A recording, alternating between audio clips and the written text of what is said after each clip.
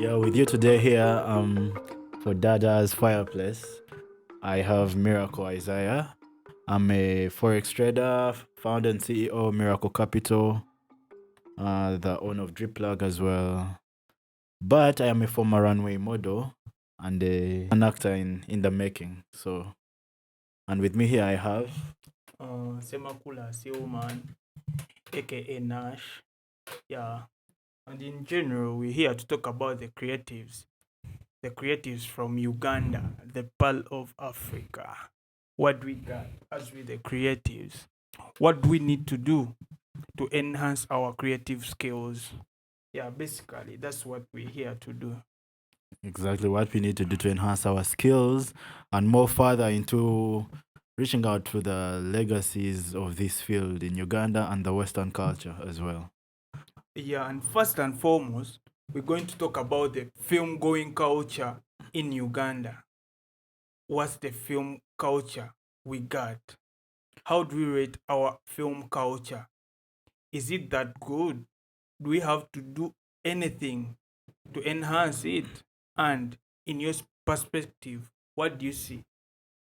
So, with me, through my experience with being in the acting industry, so just to give you guys a background, I started acting way back in my primary school. That's about like 2008, and up to like about 2016. Then 2017, I joined the modeling industry, where again I got reintroduced into the whole acting industry. I did this with a few renowned people in the whole industry. I did about, I believe it was six movies and series like in total, with directors like Kizito Samuel Sevia. I got to meet different people, including Samuel Mugume, uh, and other renowned people. I wouldn't want to mention names for Oh, wow. today's. Those are all big names in the industry. Yes, thank you very much. So, but with my experience through all these different people, my best part, because I believe yes, we enter this industry for the part of passion and desire, but I think for Uganda we try to make it too extreme and say with passion is going to feed you because you'll go to certain places, you'll act, you'll give your best, because you're, if you didn't know, by the way, in the Ugandan industry there's chiboko, eh? Yeah. There's chiboko. You fail to produce, they'll cane you, maybe even to cry. They'll cane you to act drunk. So you'll go through all that, and in the end, they won't give you compensation. They won't give you compensation for some directors, and that's something we really should work on. Yeah. So my other experience was now the sweet end of it. The sweet end of it was the networking. I remember one time. By then, I was, I think, in my form 5. Yeah. Yeah. And I went to this place. I was paid for just appearing. I was given 50K appearance fee. I was like, wow. To me, that was a lot. I was like, yo, Mm. I'm going to go back with my 50K. I forgot to put in that the place was far. I used 20K transport, so already I had 30K. And then I had to give 10K to my manager for producing me because he had connected me to these guys. So at the end of the day, I only had 20K. Much as it was one of my best days, Mm. by then for the beginning, it wasn't much, and that wasn't a good experience at all. I think a lot should reflect back to how much the directors are willing to put back in the industry because that will help us grow. What are your thoughts about that? Wow, that's a very nice experience. But then, before we go into all that, Mm. I want us to get the views of people in general about our film culture. Like when you talk about Ugandan film, what do people have to say about it? So, like in most cases, people describe Ugandan films with a phrase China Uganda. So, when they mention China Uganda, what comes into your mind? Like you as a person. When they mention China Uganda, for me, Yeah. I feel like we're owning the industry, and that brings joy to me. I don't know what it gives to others, but it brings a lot of joy to me because then we are standing out and bringing out our own culture. You see, the time I heard of, I think it was Wakaliwood. Mm. When you try to compare Wakaliwood and China Uganda, I believe Wakaliwood it's a company of its own, so it's a films Mm. production company. Mm. But Wakaliwood is in Uganda as well, or it's in the Ganda whole faculty of it.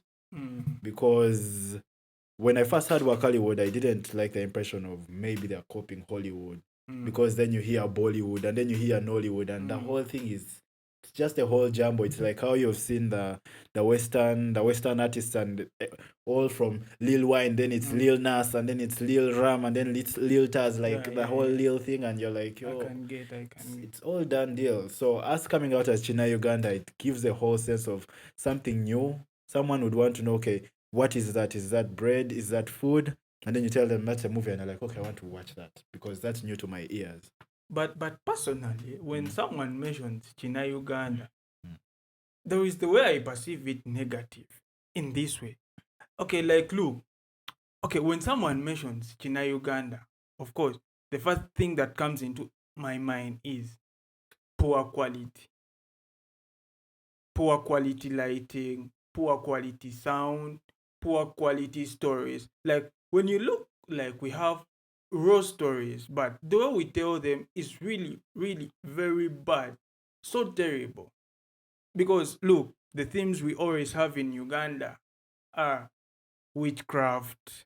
You know, we always have those absurd stories, bad endings. But why?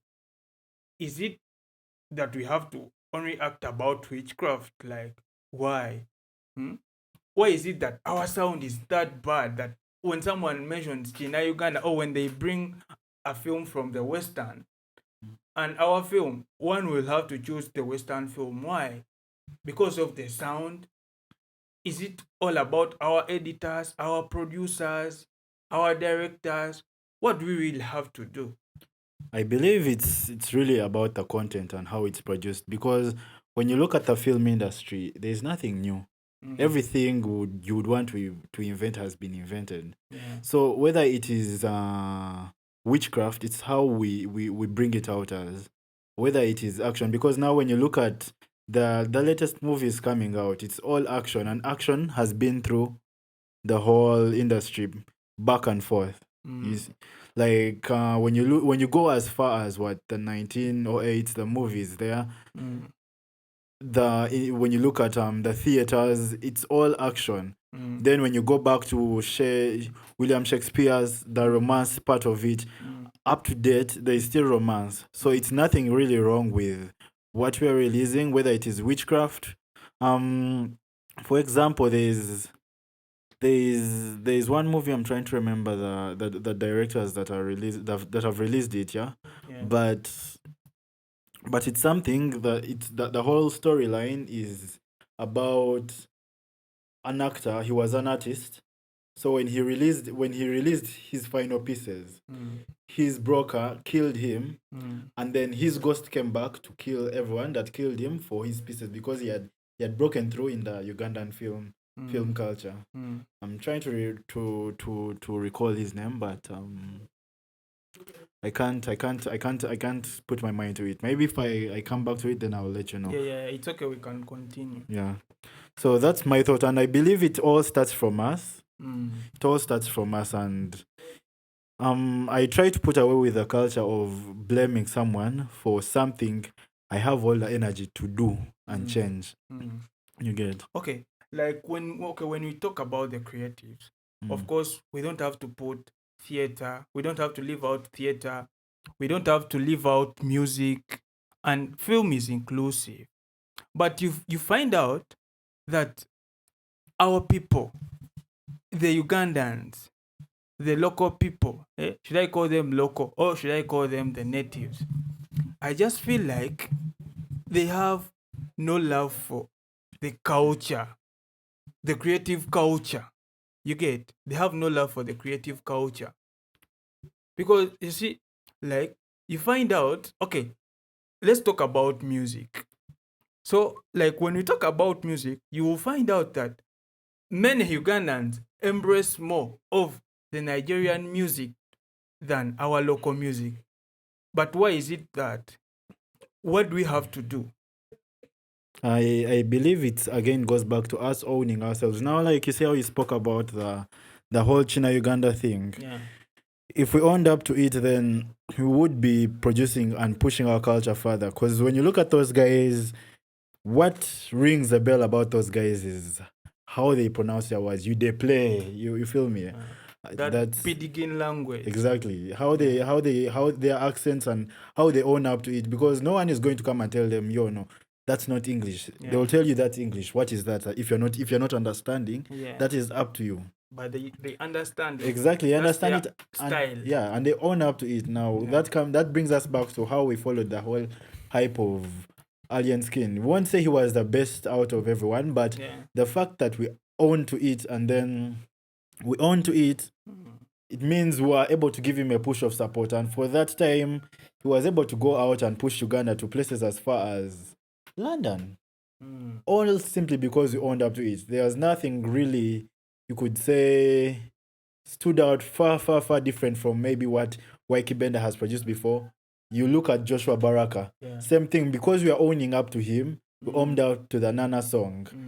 Then it pushed us so far. It pushed us so far that different artists were asking for collabos with him because we loved it and he produced something unique. But all that comes out because he concentrated on his talent and he produced quality. There is loving your culture, but you're not producing quality. No one is going to do that. No one is going to buy your music if you're not putting in the work yourself. Because I'm very sure if someone produced rubbish and maybe you were set aside in someone else's view and you were asked, can you buy your own rubbish? You wouldn't. You'd be like, ah, man, that thing. And you're living just in the whole sense of delulu.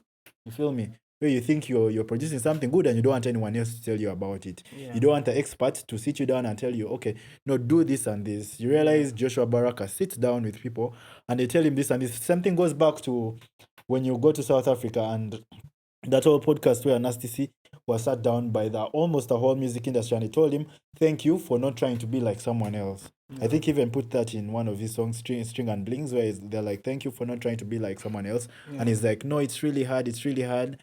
But it's because he listened. So if just one person comes out and decides to listen, you see how much quality they produce. Yeah. That's my thoughts on that. So my take on the film culture, I just feel like us, we the creatives, we the filmmakers, have a lot to do to improve on the film going culture in Uganda. First and foremost, we have to create intriguing stories that are eye-catching. When someone looks at it, just says, wow, I have to watch this. And I also feel like our marketing is really low budget. We are not investing a lot in the marketing.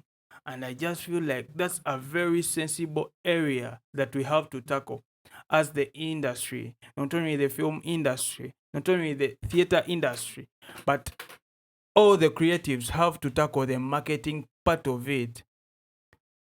Then before we go to the marketing, we have to look at the production. How is the quality of the thing you're producing? Like, how are the visuals? How is the audio?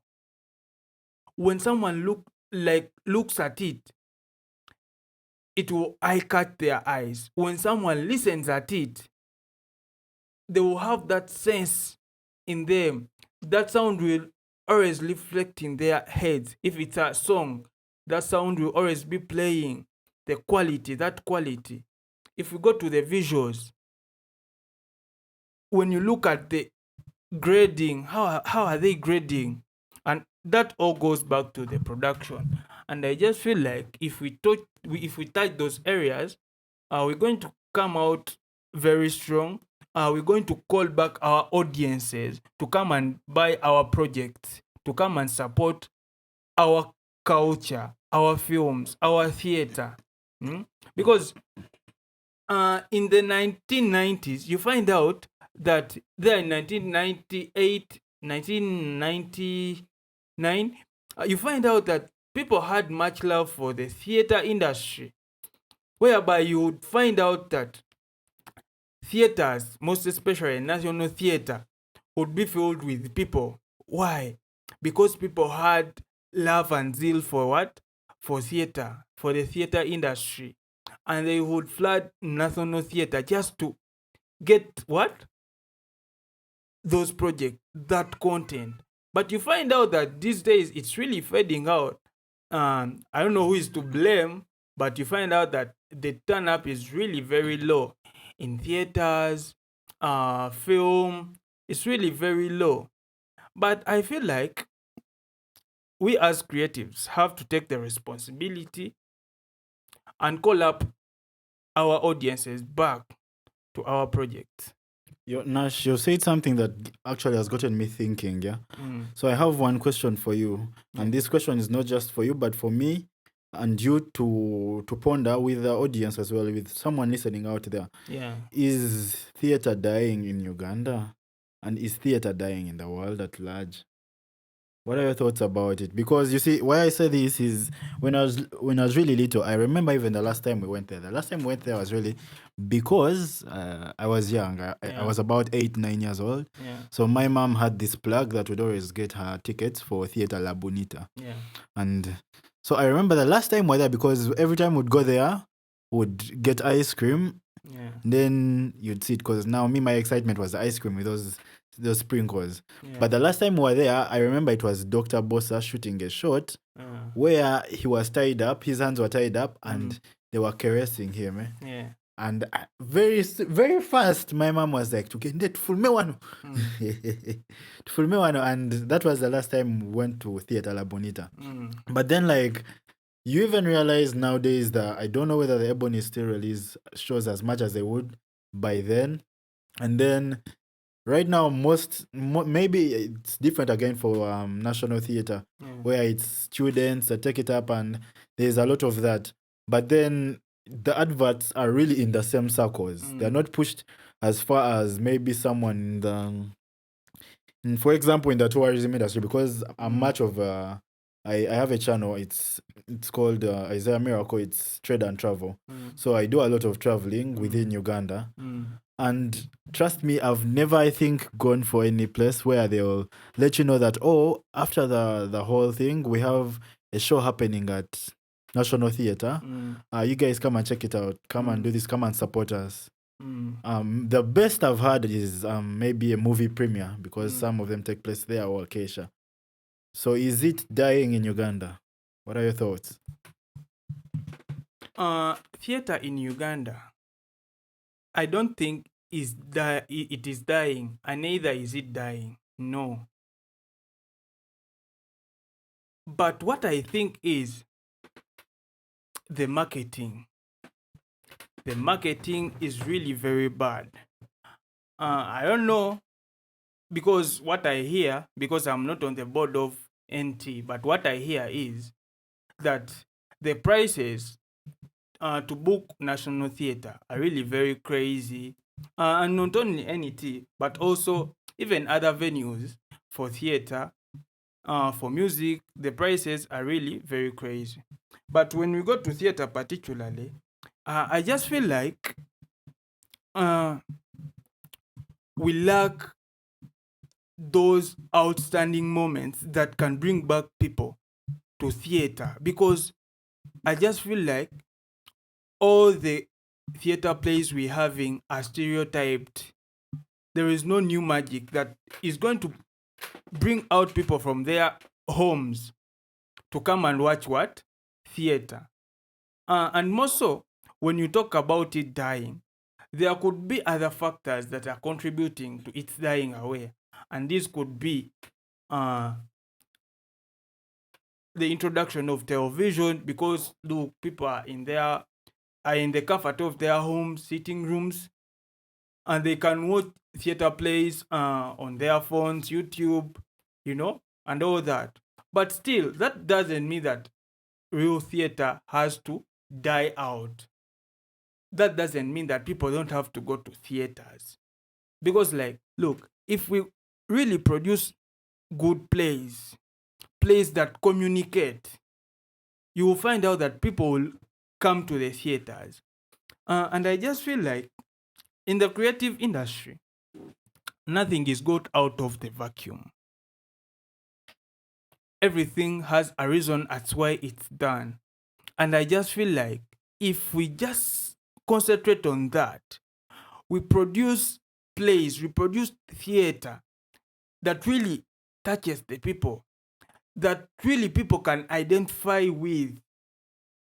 We are going to bring back these people to the theaters. So, in my conclusion, I will say theater has reduced. It's not as it was in the previous years, in the 1990s.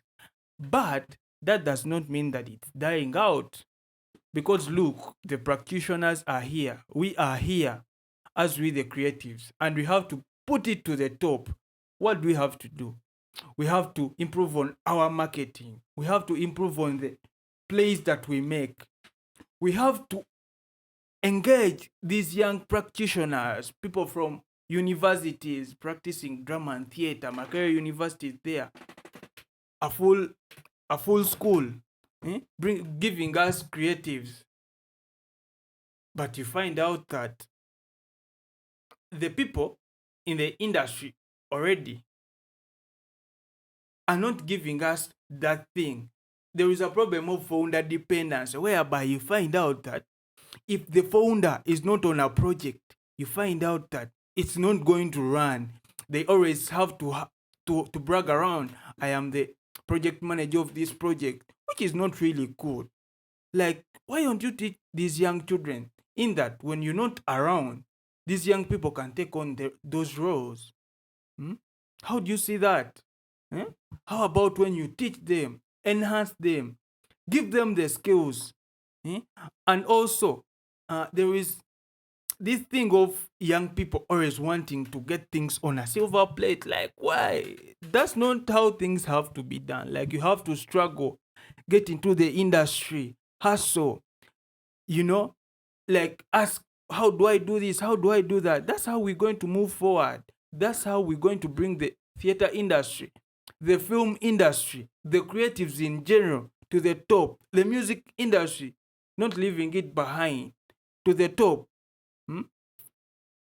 So when you say something like that, it gets me thinking too. I believe it must have been about 2019, where I think it was UTB. It had an offer where Ugandan films were being played again at Cinemax Akasha. Yeah. I think it was either Tuesday or Thursday, but it was all for free, and you'd go and the turn up would be very little. I remember the best sometimes would be even the turn up would come from the actors themselves, so they've come to watch themselves. And then, is it again back to our lacking of advertising, or is it because certain things have changed? It's not really about people coming to watch anymore. That's why there are certain apps like Your TV, I think pushed by MTN. Shout out to MTN. Thank you for trying to push the culture. But then, is it a lacking again from the government itself, that they're not doing as much as they need to from that side?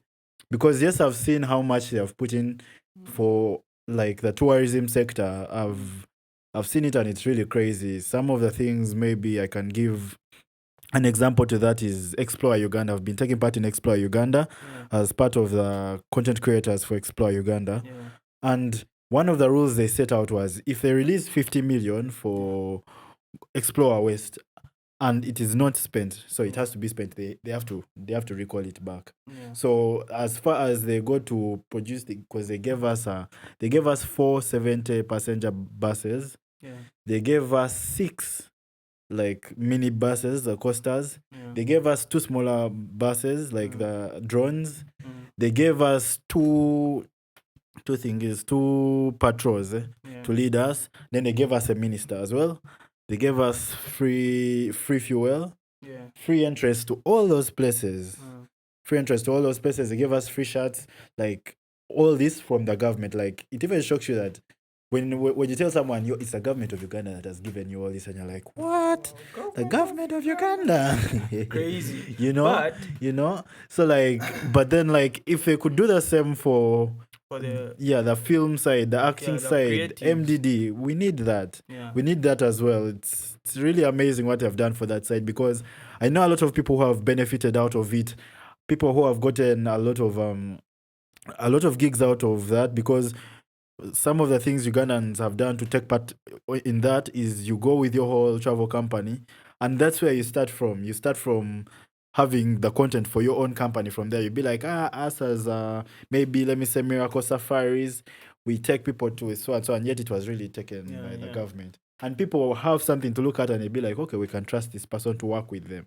So you are looking at getting different people from out there. Is it something we are lacking in Uganda?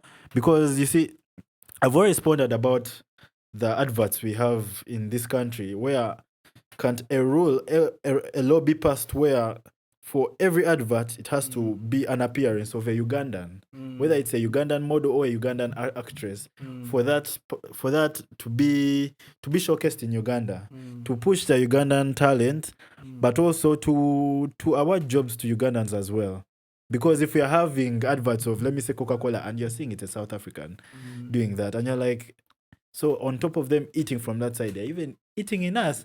Like the whole, you go to YouTube, the Ugandan adverts, Jumia, you're seeing, they're telling you someone else maybe from Kenya, but they're telling you advertising to Ugandans. Uganda. So and it's what okay, if, and it's okay with us. exactly, and it's okay with the government.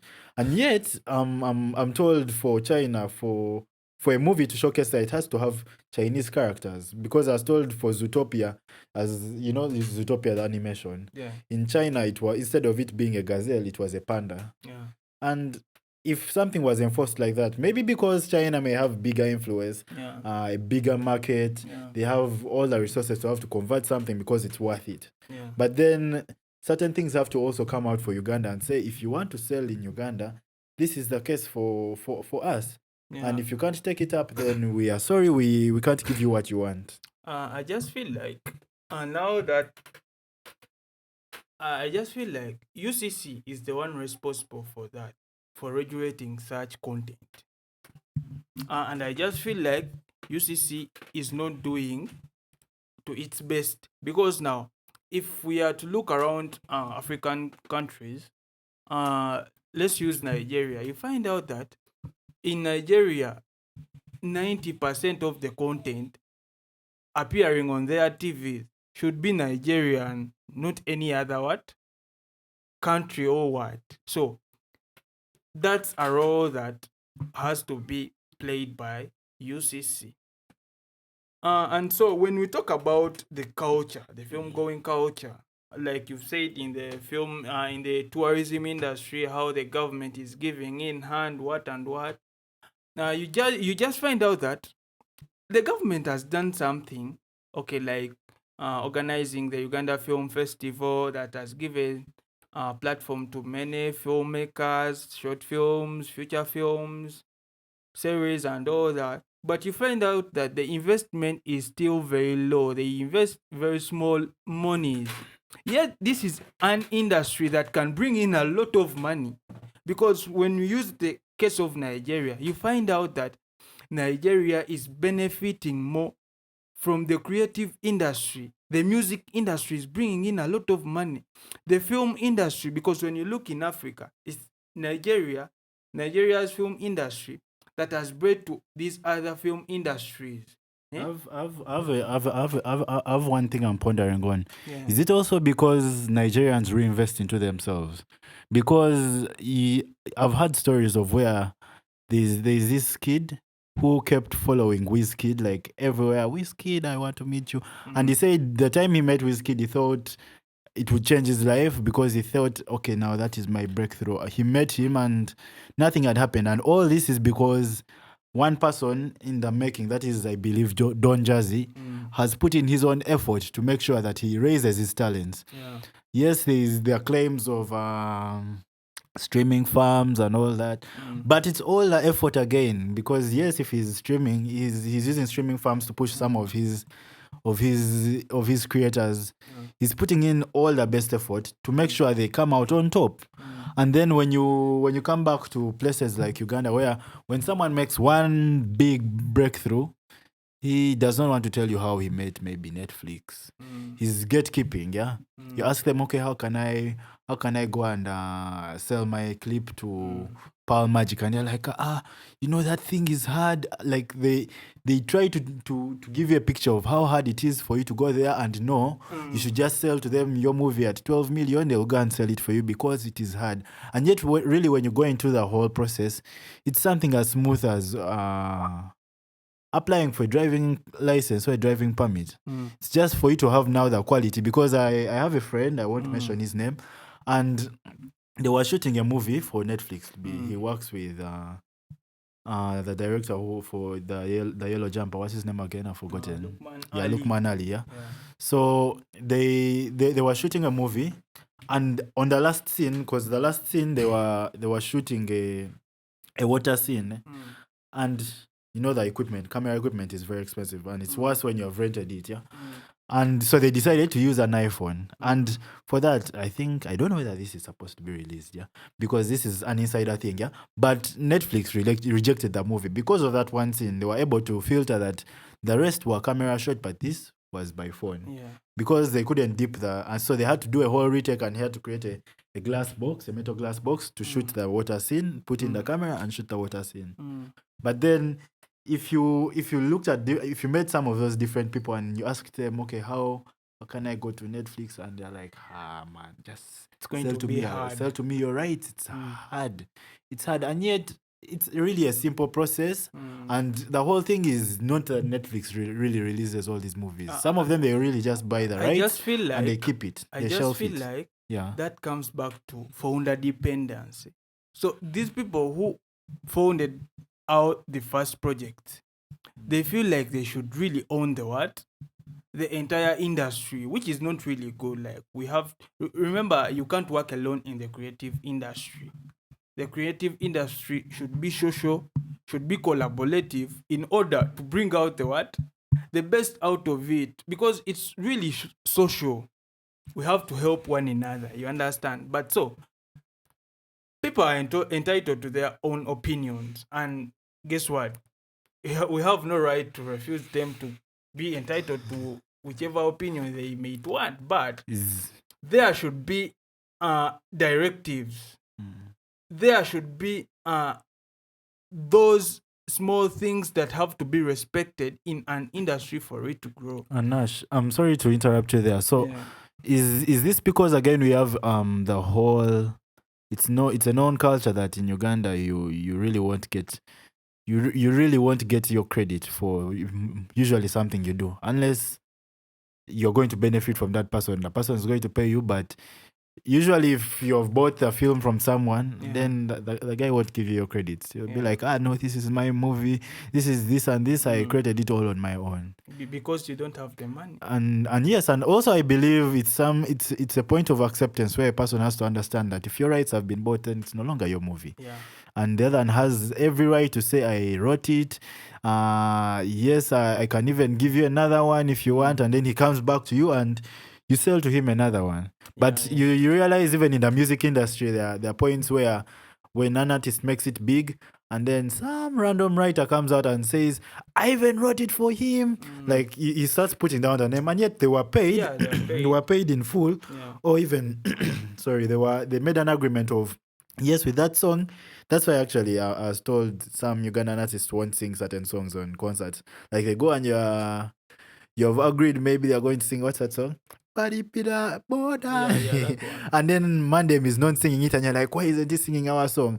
And yet he made an agreement that every time I sing this song on that concert, you have to give me a share of what you're paid on that concert. Yeah, and then so I feel like that's something Ugandans have to work on. Learn to follow the contract. Ugandans don't follow contracts, meanwhile. We have to be professional. Like, we really lack that. We have a lot of unprofessionalism. They think it's a game. You see, with Ugandans, where you post something on social media and you think it won't hurt you, they're still playing. They have the childish mentality. Yeah. Okay, but in conclusion. Okay, someone in the behind the scenes has a question. Yes, sir. My question is, if I wrote a song for you, let's say the song is called ABCD, and I've sold it to you, don't I have a right to retain the moral rights, the rights that recognize that I'm the author of this work? Uh, Well, so if it's in contract, then you do. But if it's not in contract, then you have no reason to. We have to go back and redraft your contract and to that understanding. Because you have to sit down and maybe tell the person, I would love to benefit from my work. Give me the credit. Then that's okay. But if you have not agreed to that, then why should you start coming out? You're trying to put down someone's name and be like, hey, I even wrote for you that song. You have no mental capacity to write it. That's really, it's not, it's really someone trying to put down someone else to lift themselves up, Yeah. which doesn't work. Yeah, but there are like these cases where I was exploited. Like at the time I did that deal, I was not informed of if these things existed, because there are people out there that don't really know how. the contract thing works. Yes. Yeah. And then me, I would just be like, boss, ntunudaka imbakange. Mm. But like me, I would like to, to retain my right as the author, as the, let's say, the writer at least. But then, like, you sell a song to someone, guys even don't give credit. Guy But owns no. Okay, I just feel like about the moral authority, whether you've made the contract or you've not made the contract, you as the writer, you have the moral authority to be recognized as the writer of that very project. So the moral right is always there, whether the contract exists or doesn't exist. You as the writer, you have the moral authority because you wrote it. There's something I want to add on to that, yeah? So, something in the law says ignorance to the law is not a... Someone should complete that for me. It's not a... Okay, yeah, sorry. But it's not a reason to create a crime. So to say that I didn't know this and this, it's not a Doesn't reason. set you free. Doesn't set you free. Once Yeah. you committed a crime, Yeah.